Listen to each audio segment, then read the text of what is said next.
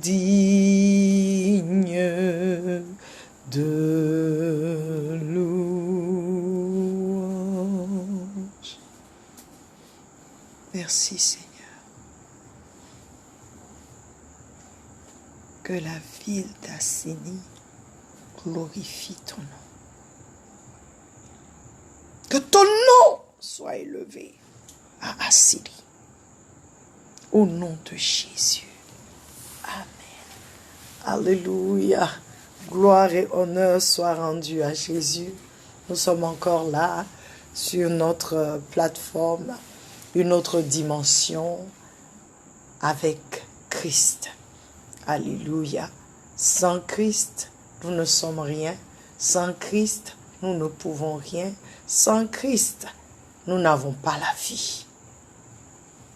Mais avec Christ, nous avons la vie. Nous sommes plus que vainqueurs. Alléluia. Aujourd'hui encore est un jour merveilleux que le Seigneur a permis que nous ayons, que nous voyions, que nous y soyons. Alléluia. David dit, voici le jour que le Seigneur a fait, nous allons nous y réjouir et être dans l'allégresse. Et j'espère que tu as été dans l'allégresse en ce jour. Si tu n'as pas été, je veux te dire de te lever de là où tu es et commence à proclamer que parce que Dieu a voulu que toi tu vois ce jour, alors tu es dans l'allégresse. Peut-être que tu as mal commencé, mais finis bien cette journée parce que le Seigneur est avec toi. Nous voulons glorifier le Seigneur. Nous voulons élever le Seigneur. J'aimerais que pendant que tu invites les uns et les autres, pendant que tu es connecté, que tu élèves la voix avec moi et que tu commences à bénir le nom du Seigneur. Tu commences à lui dire combien de fois tu es reconnaissant, tu es reconnaissante d'être son enfant.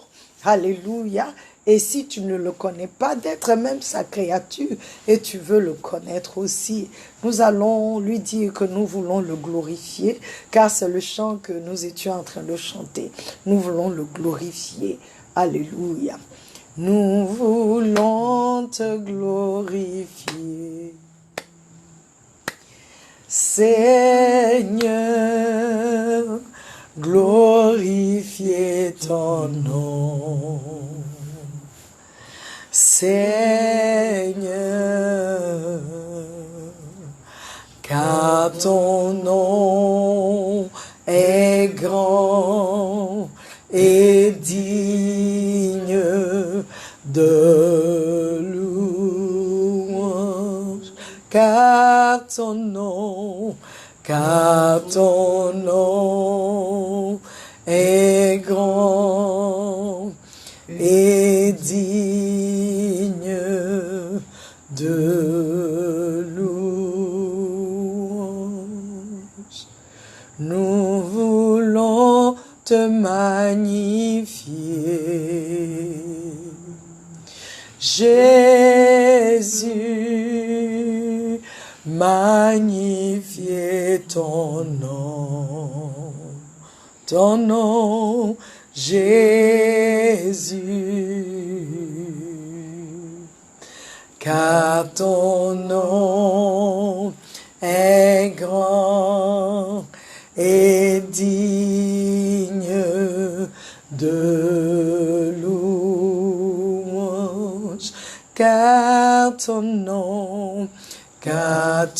nom est grand et digne de louange.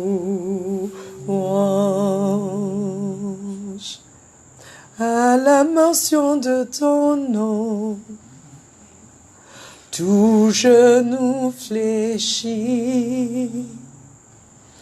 À la mention de ton nom, toute langue confesse. Tu es Dieu, oh, tu es Dieu. Tu es roi, Jésus. Tu es roi. À la mention de ton nom, tout genou fléchit à la mention de ton nom. Toute langue confesse, tu es Dieu, tu es Dieu, oh, tu es Dieu, tu es roi, tu es roi, à la mention de ton nom. Tout genou fléchit. Alléluia. À la mention du nom de Jésus, tout genou fléchit dans les cieux, sur la terre et sous la terre. Alléluia. L'univers, notre univers entier, à la mention du nom de Jésus, fléchit genoux. Tous ceux qui sont dans cet univers fléchissent genoux. Alléluia. Je regardais aujourd'hui un documentaire qui parlait d'une tour. Je crois que c'est à Venise, si je ne me trompe pas. Alléluia. Cette tour est tombée. Elle a été construite il y a des années. Mais cette tour avait des fissures. Et un beau jour, elle s'est écroulée. Et je voudrais dire à quelqu'un aujourd'hui, quand je regardais, j'ai pensé à nos vies. Nos vies, nous pensons que nous sommes arrivés, souvent même, nous ne croyons pas que nous avons besoin de Dieu. Cette tour a été construite, elle a tenu bon pendant des années et des années, mes frères. Mais un jour, la tour est tombée. Et la Bible dit que Jésus-Christ est pour nous une haute tour dans laquelle nous pouvons nous réfugier. Quand tu cours, ceux qui sont en lui accourent dans cette tour. Personne ne peut les toucher. C'est une tour qui ne peut jamais être ébranlée. Comment c'est tombé? J'ai commencé à réfléchir. Mon Dieu, c'est comme ça nos vies. Nous pensons que tout va bien, mais il y a des fissures. Ça dit un tout petit peu, un peu, tu ne vois pas, mais il y a des fissures, il y a des brisements, il y a des choses qui se passent en toi. Et si tu n'as pas Christ, tu vas tomber comme ça un jour. Je voudrais encourager quelqu'un. Sans Jésus, tu n'as pas la vie. Sans Jésus, tu ne peux pas tenir. Tu crois que tu tiens. Tu crois que tu es dans les hauteurs. Peut-être même que tu planes parce que tout va bien. Peut-être même que tu es en bas, tu es dans la vallée. Tout ne va pas bien. Mais tant que dans les deux cas, tu n'as pas Christ, toi qui es dans la vallée, ta chute sera plus grande. Toi qui es en haut, ta chute sera plus grande. Sans Jésus, nous ne sommes rien, parce qu'il est cette tour-là dans laquelle, quand nous sommes, rien ne peut nous ébranler, parce qu'il nous soutient. Il est le rocher sur lequel nous nous tenons. Il est la vie, mon frère, ma soeur. Je veux t'encourager, quel que soit là où tu te trouves, quelle que soit ta condition sociale, intellectuelle, économique. Sans Jésus, tu n'es rien. Sans Jésus-Christ de Nazareth, tu n'as pas la vie. Oh frère, c'est en Jésus qu'il y a la vie. C'est en Jésus qu'il y a la vraie vie. C'est en Jésus que toi et moi, nous pouvons réussir. Pas la réussite selon les hommes, selon Dieu. Celui qui connaît Dieu, tu es sur la voie de la réussite. Celui qui craint Dieu, tu es sur la voie de la réussite. Parce que c'est lui qui te donne le pouvoir d'acquérir la richesse. C'est lui qui te donne d'être en bonne santé. C'est lui qui te donne de marcher la tête haute. C'est lui qui te montre que tu es peut-être dans ce corps humain, mais tu es une bombe atomique parce que tu es porteur de sa gloire. J'aimerais dire à quelqu'un aujourd'hui, tu es ce vase et le vase que Dieu lui-même façonne. Et je voudrais que, la Bible dit que Dieu a envoyé Jérémie dans la maison du potier pour que Jérémie voie. Ça dit l'argile dans la main du potier, l'argile n'a pas, le pot n'a pas réussi, le vase que le potier voulait faire n'a pas réussi. Pourtant, il était dans la main, mais on dit qu'il s'est donné une forme que le potier ne voulait pas. Je veux que tu saches que tu es ce vase-là dans les mains du Seigneur. Et vous savez, le vase, lorsqu'il y a un vase, nous pouvons le déposer. Le vase, c'est pas n'importe quel vase qu'on place à n'importe quel endroit dans la maison. Il y a des vases qu'on place au dehors parce que c'est là, ça donne une beauté et c'est beau quand on met des choses dedans. C'est parce qu'on te met au dehors qu'on peut voir ta beauté. Il y a des vases qui sont à l'intérieur de la maison. Chacun de nous est un vase. Et le vase que nous sommes, la seule fleur qui doit rentrer dedans, c'est Dieu. Parce que Dieu, à l'intérieur de ce vase, est vu, est manifesté. C'est comme le vase, tu mets la fleur dedans. On peut voir la beauté, on voit la beauté de la fleur, mais on fait que le vase et la fleur sont tellement beaux, mais on voit la beauté du vase. Mais c'est parce qu'on a mis la fleur dedans qu'on peut remarquer la beauté de ce vase. Il y a des vases où on n'a pas besoin de mettre de fleurs. On les dépose, mais à un endroit stratégique dans la maison. Parce que ce lieu où on les place, ce lieu fait ressortir la beauté du vase. Le vase aussi fait ressortir la beauté de ce lieu. Je veux encourager quelqu'un aujourd'hui. Ta vie sans Christ est nulle.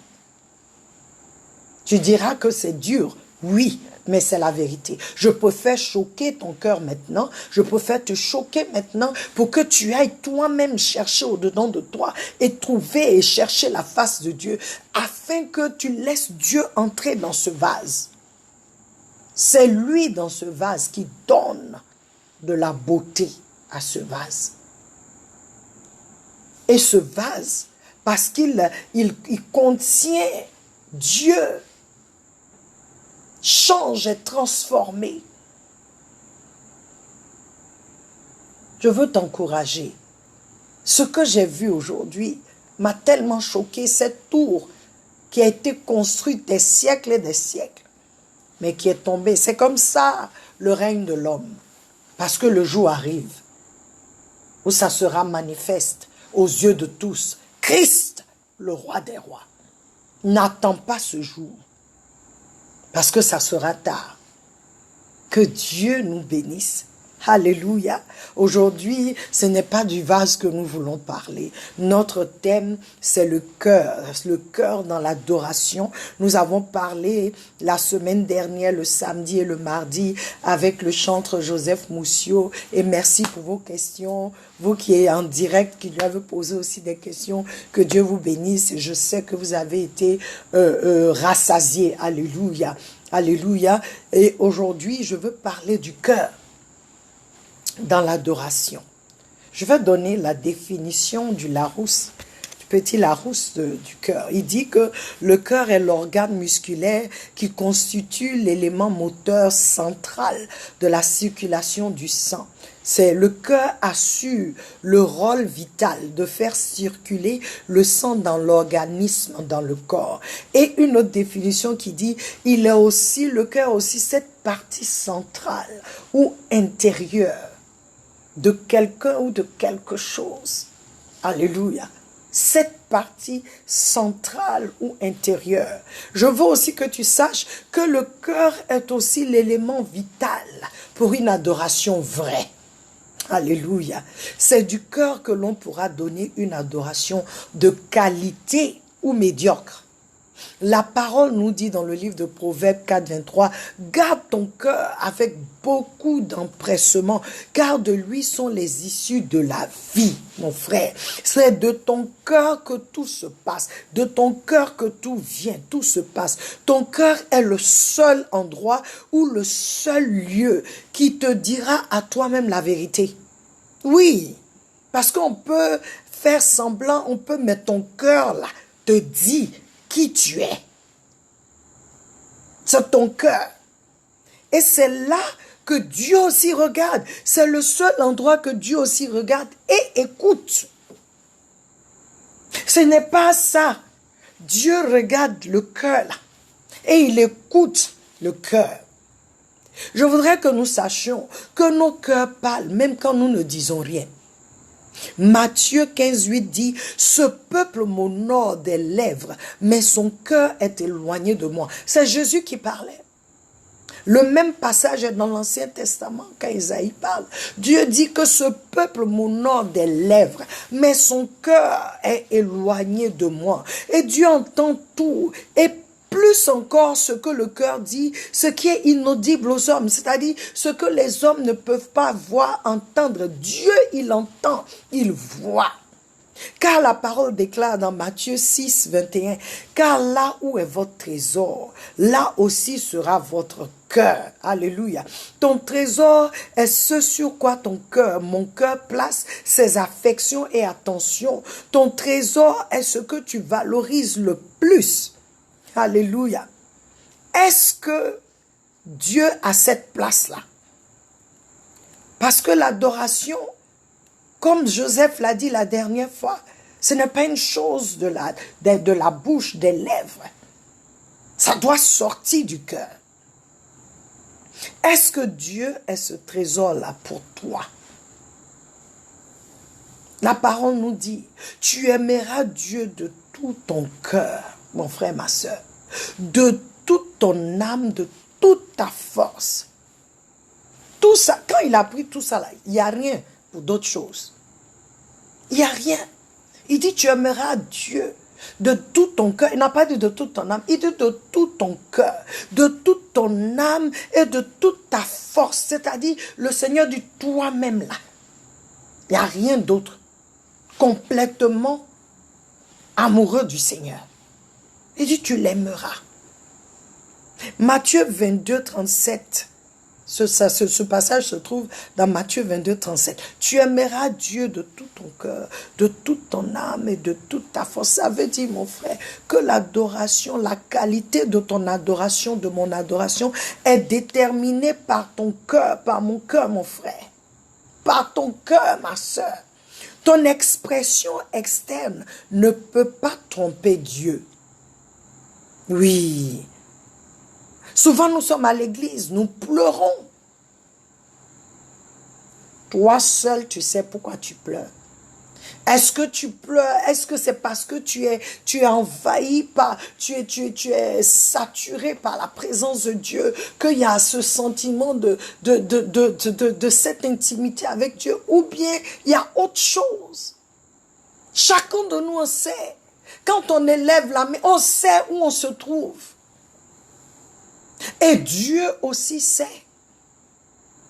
Dieu sait. Tu peux tout faire pour impressionner les hommes, mais pas Dieu. Il regarde au-dedans de nous. Oui. Il voit au-dedans de nous et c'est ça qui intéresse Dieu plutôt.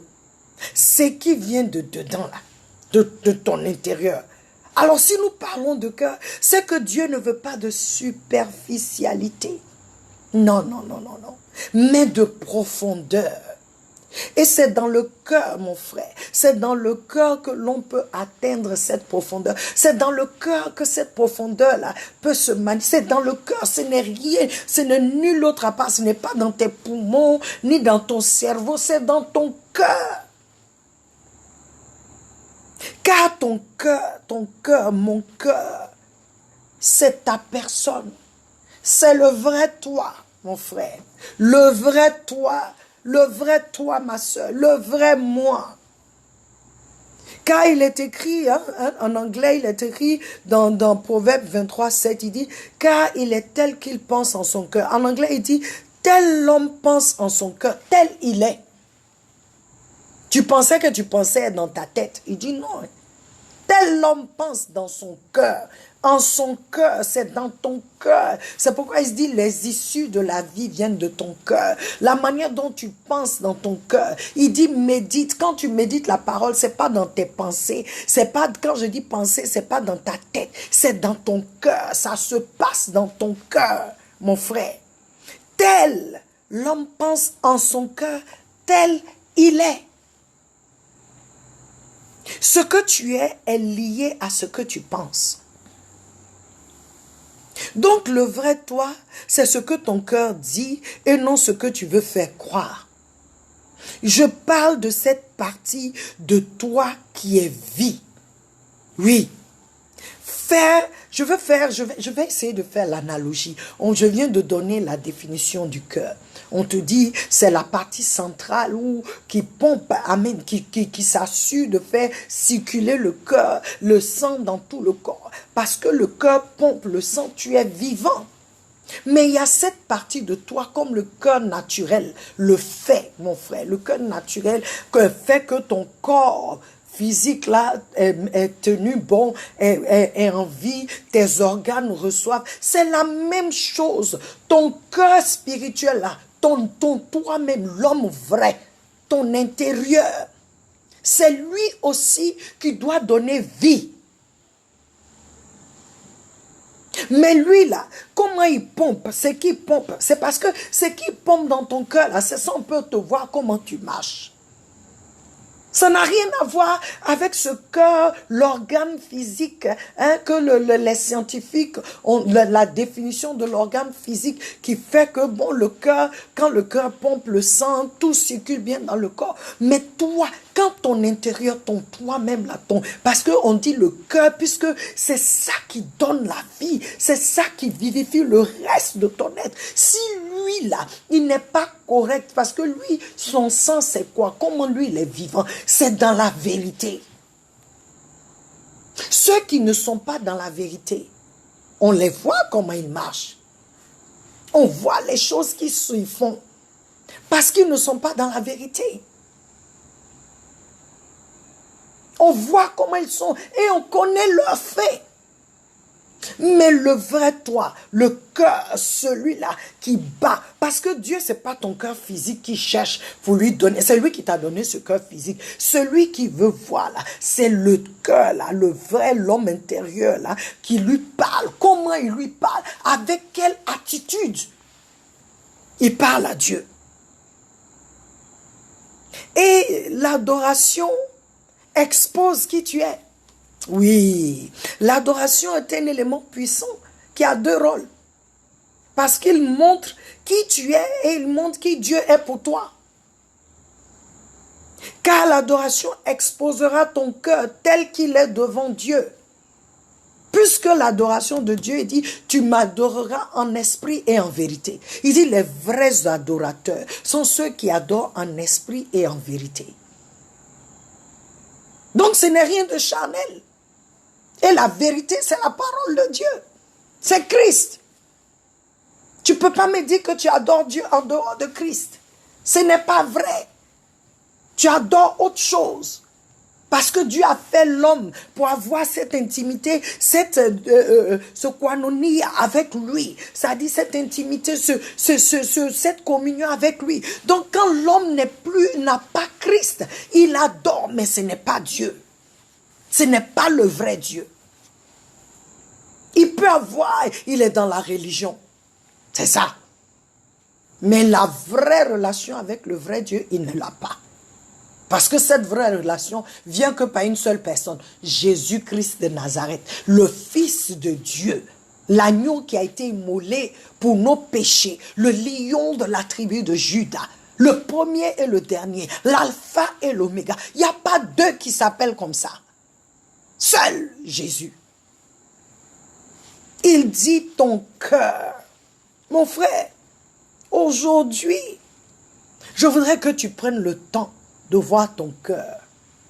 Examine ton cœur et assure-toi que ce cœur, il plaît à Dieu.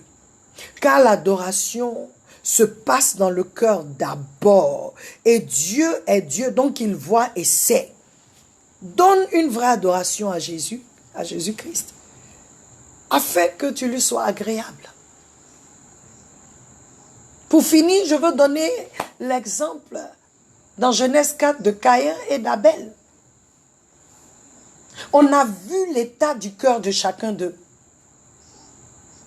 La Bible dit que Caïn est venu offrir les fruits de la terre. C'était un cultivateur, un fermier ou un planteur, comme ce que tu veux dire. Mais il labourait le sol. Il a eu ses fruits. On dit il est venu donner les fruits à Dieu. Tu diras il a fait une offrande parce que c'est l'adoration. Il est venu faire son adoration. Quand Abel est venu faire son adoration, c'est-à-dire les éléments, l'attitude d'Abel a été décrite. Il a choisi, lui en tant que berger, a choisi ce qu'il avait de plus précieux, c'est-à-dire les meilleurs et les premiers qu'il est venu donner à Dieu. Ce qui était gras, c'est ce qu'il est venu donner à Dieu. Mais on te dit que Caïn a donné des fruits. C'est l'attitude du cœur qui a fait la différence. C'est pas parce que Dieu aimait plus Abel que Caïn. Non. Mais c'est l'attitude du cœur de chacun. Je viens adorer qui? Est-ce que c'est mon ami? C'est mon camarade? Donc quand je viens n'importe comment. Je ne viens même pas avec un cœur de repentance. Je ne viens même pas avec un cœur humble devant Dieu. Ah, moi j'ai travaillé, voilà ce qu'il y a, donc je viens donner à Dieu. Non, la Bible dit que Abel a pris ce qui était gras, et les meilleurs et les premiers. Parce que tu peux avoir des fruits, c'est sorti, mais quand tu te courbes et puis tu commences à enlever les meilleurs fruits que tu as, même s'il y a 10 bons fruits et que tout le reste est gâté et que ce sont les meilleurs, c'est ce que tu offres à Dieu. Caïn est venu offrir. La Bible ne ment pas. Dieu nous donne la manière dont il s'attend à nous et comment il veut nous voir devant lui. Ce n'est pas parce que quelqu'un vient donner plus. Ça n'a rien à voir. Ce n'est pas la quantité, mais c'est la qualité de cette adoration. Comment tu viens l'adorer? Peuple de Dieu. Ce n'est pas quand tu viens seulement le dimanche à l'église que tu changes ta façon. Tu te lèves pour dire, bon, voilà. Mais les autres jours, tu vis comme un petit démon. Non. Non. Pas possible. Parce que l'adoration, c'est une attitude de cœur. Mais un cœur qui est donné, un cœur qui craint Dieu, un cœur qui est humble devant Dieu, un cœur qui donne à Dieu sa place, un cœur qui est fou, amoureux de Dieu. Un cœur. Mais ce cœur-là, ce n'est pas ton cœur physique qui bat, parce que c'est Dieu qui permet que ça bat. C'est l'autre cœur-là que personne ne voit. Ou le médecin, quand il va te couper, il ne peut pas voir. C'est ça que Dieu recherche. C'est toi-même. C'est toi-même. Celui que Dieu a connu avant de former dans le ventre de sa mère, c'est celui-là. Dieu regarde comment tu viens lui parler. Dieu regarde ton attitude. Viendras-tu vers lui comme Caïn? Ou viendras-tu vers lui comme Abel? C'est ton choix. Et je veux que tu saches que cette adoration déterminera ton succès dans la vie. Cette adoration déterminera vraiment qui tu es. Et puis cette adoration va exposer au monde qui tu es. Dieu veut que toi-même tu examines ton cœur. Quand tu sais dans quoi tu es, Et puis tu viens faire les choses de Dieu comme s'il n'y a rien. On ne se moque pas de Dieu. Parce qu'il voit tout. Il sait tout. Mon frère, il connaît tout. Le psaume 139, David dit, je veux te parler, mais avant même quand je commence net, tu connais déjà les paroles qui sont sur mes lèvres. Ce que je vais te dire là, tu connais déjà. David dit, quelle science magnifique. Quel Dieu merveilleux. Pourquoi Dieu dit, il aime David? Il était aussi faible que toi et moi. Mais c'est quelqu'un qui avait le cœur pour Dieu, qui reconnaissait toujours. Quand il a fauté, il sait qu'il a fauté. Quand il a besoin, il était vulnérable devant Dieu. David, même qui était dans l'Ancien Testament, vivait comme si il était sous la grâce. Pourquoi? Parce qu'il connaissait Dieu, il comprenait, son cœur était pour Dieu. C'est quelqu'un qui cherchait Dieu. Tu ne peux pas être amoureux du Seigneur cette année si ton cœur ne change pas. Si tu ne changes pas, tu ne peux pas être amoureux de Dieu. Et aujourd'hui, Dieu t'appelle, il m'appelle à lui donner cette adoration qui lui est due. Oui, Caïn ne lui a pas donné. Regarde ce qui est arrivé à Caïn. C'est la voix. Quand Caïn a tué Abel, la voix du sang d'Abel pouvait toujours parler à Dieu parce qu'il était juste devant Dieu. Donnons des offrandes, une adoration dans la justice, dans une adoration de juste à Dieu. Il a permis que toi et moi, nous puissions le faire en nous donnant Christ. Parce que c'est pas facile d'être dans tous les problèmes et de venir donner à Dieu une adoration avec un cœur qui n'est pas serré. David dit, même quand c'est serré, c'est devant Dieu qu'il vient quand même. Pour lui dire, Dieu, mon cœur est serré. Il parle à Dieu. Dieu dit, viens, venez, il dit à Isaïe, dans Isaïe, venez et raisonnons ensemble. C'est quel Dieu ça? Tu as vu l'ennemi qui peut dire ça aux autres? Satan peut dire ça. Il fait des autres des robots. Mais notre Père dit, viens dans ma présence et parle-moi. Viens et parle-moi. Sois honnête, sois sincère. Devant moi. Devant moi, sois honnête, sois sincère. Sois franc. Dieu savait que ce n'était pas facile. Ce n'était pas facile pour l'homme. Il nous a ouvert une porte. Il nous a donné le chemin qui s'appelle Jésus. Le moyen par lequel toi et moi, nous pouvons lui offrir cette adoration vraie. Je veux t'encourager. Je te parle, je me parle à moi. Cette année, notre adoration doit changer. Mais ça commence avec toi. Ça commence avec l'état de ton cœur. Ça commence avec l'attitude de ton cœur. Quand tu viens devant Dieu, quelle est ta motivation? Est-ce que tu viens vraiment l'adorer? Souvent, on s'approche de lui tout simplement parce qu'on veut des choses. Mais lui-même, on est là parce qu'il peut donner. Mais pas parce que, en anglais, not because we care about him, pas parce que on le considère ou on veut avoir ce temps-là avec lui. Non. Dieu dit cette année, il ne veut plus de ça. Il ne veut plus que nous soyons superficiels, que nous soyons shallow. Shallow, ça veut dire que tu n'es pas, il n'y a pas de substance, tu n'es pas profond. Il dit non. Cette année, il veut une profondeur. Avec toi, avec moi, il veut une profondeur. Va là où tu n'as pas pied. Alléluia.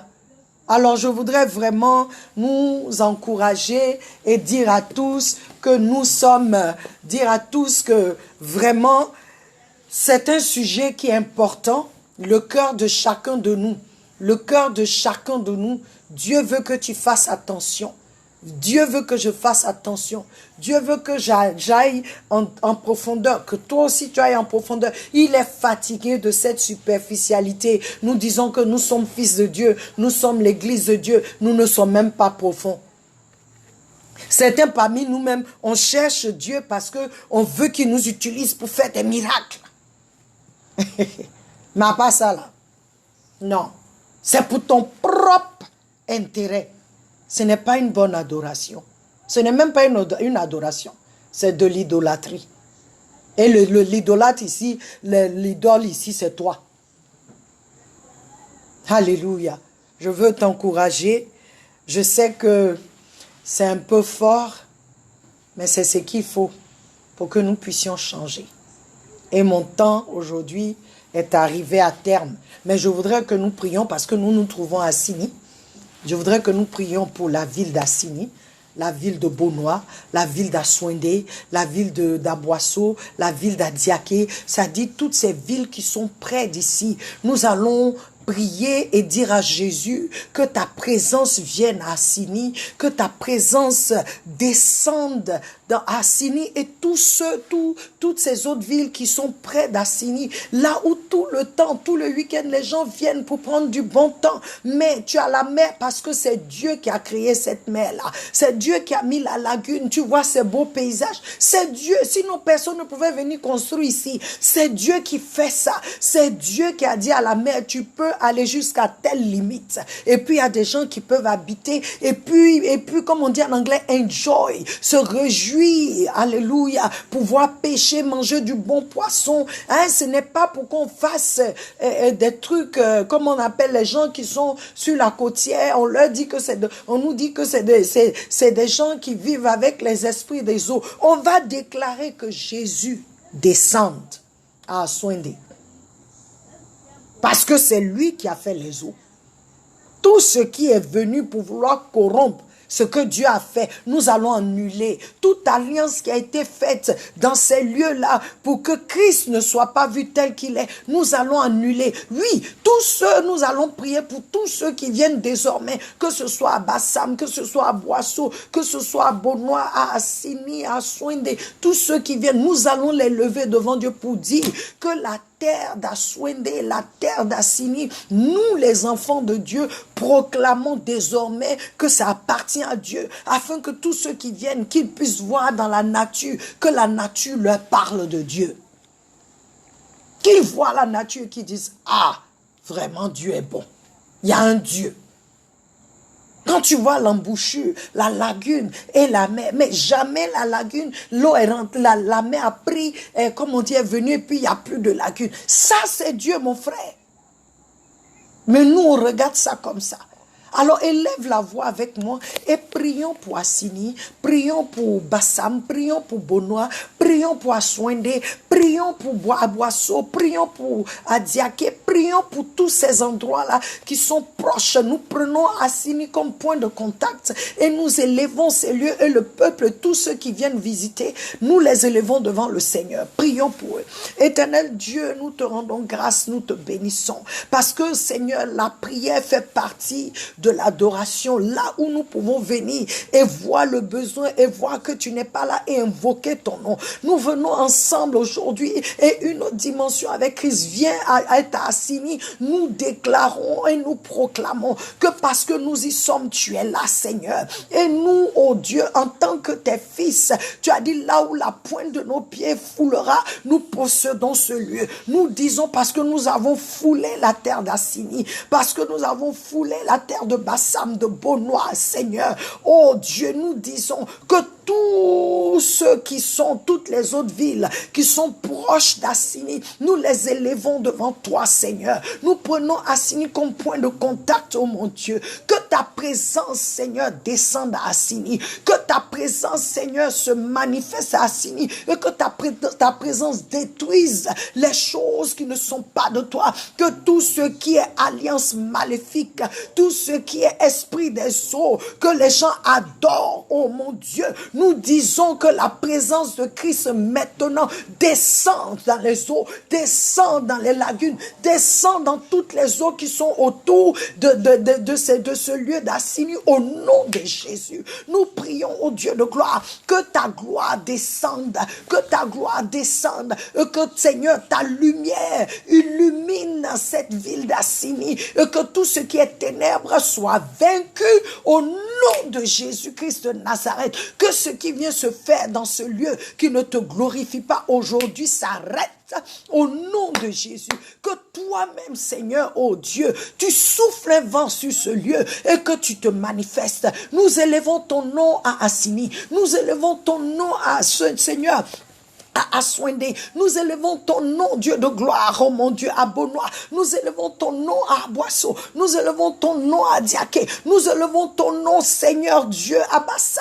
Nous élevons ton nom dans tous les villages, les campements, tout ce qui est, oh Dieu, rattaché à la ville d'Assini et qui est proche d'Assini. Nous élevons ton nom. Nous disons que quand tu as créé le monde et que tu as fait les côtières, tu n'as pas donné ça à un esprit. Tu es toi le roi. Tu as donné à l'homme de régner sur la terre. C'est pourquoi en tant qu'homme est sauvé, dans le nom de Jésus, nous annulons tout autre règne dans ces régions au nom puissant de Jésus-Christ de Nazareth. Élève-toi et que l'homme fort dans ces lieux maintenant soit lié et jeté de ces lieux, jeté dans les abîmes au nom de Jésus. Que tous ceux qui viennent pour se reposer, tous ceux qui viennent pour avoir un week-end, Seigneur, que tu te révèles à eux d'une manière ou d'une autre, que tu te révèles à eux d'une manière ou d'une autre, que toutes les âmes qui viennent, oh Dieu, viennent à te connaître comme Seigneur et Sauveur. Nous réclamons leurs âmes. Tous ceux qui viendront, quels que soient les lieux que nous avons cités, que nous n'avons pas cités, qui sont rattachés à ce lieu, nous les élevons devant ton saint trône, oh Dieu. Aujourd'hui, nous prions pour un réveil dans ce lieu, un réveil spirituel où les uns et les autres viendront à te connaître comme Seigneur et Sauveur, où les autres, Seigneur, par la beauté qu'ils voient, puissent voir que c'est toi qui as fait ça, oh Dieu. Dans le nom de Jésus, nous annulons tout ce qui a pu être fait avec le sang des humains, le sang des animaux. Nous annulons cela en aspergeant le sang de Jésus partout ici, en Assini, partout, Seigneur, à Bassam, partout à Bonois, partout, Seigneur, oh Dieu, à Diaké, à Boisseau. Nous aspergeons le sang de l'agneau et nous proclamons un réveil spirituel dans le nom de Jésus-Christ de Nazareth. Merci, Seigneur, car nous allons entendre des choses que toi, tu fais dans ces lieux. Béni sois-tu pour ta présence. Oh, Seigneur, suscite dans ces lieux des fils de Dieu qui vont se lever au nom de Jésus et proclamer la bonne nouvelle. Les autels, tous les autels qui sont dans ces lieux, nous te les recommandons afin que tu agisses dans ces autels pour la gloire de ton Saint-Nom. Au nom de Jésus. Amen. Amen. Merci, merci. Car je sais que tu as prié et tu verras, nous aurons les témoignages de ce que Dieu est en train de faire. Béni soit le nom du Seigneur.